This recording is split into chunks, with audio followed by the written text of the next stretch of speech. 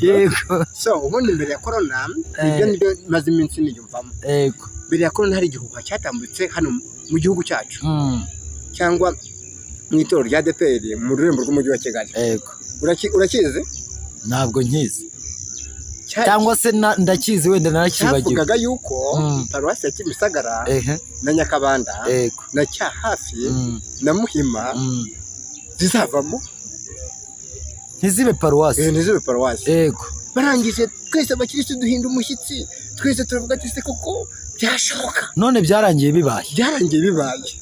Maze iminsi ndi kwiyumvamo. Uriya se cyari igihuha cyangwa yari amakuru abantu bari bafite ariko ataragera ahagaragara? Reka ko ari amakuru abantu bari bafite ariko asohoka imbere y'igihe. Yego. Nanjye rero niyumvishamo iki rero? Niyumvishamo indirimbo ko zigiye kuvaho. Ndi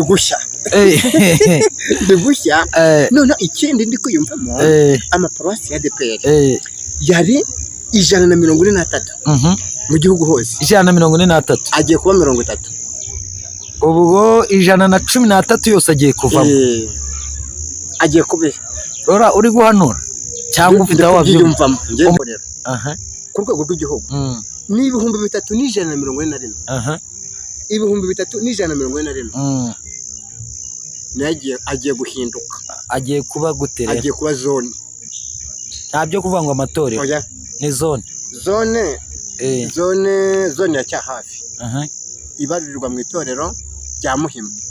Paruwasi ya Nyarugenge. Reka da.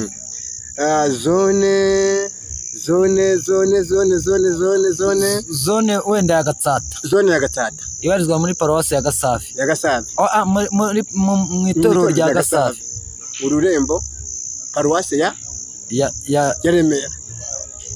Oya, paruwasi ubwo izaba yitwa Gasabo. Oya.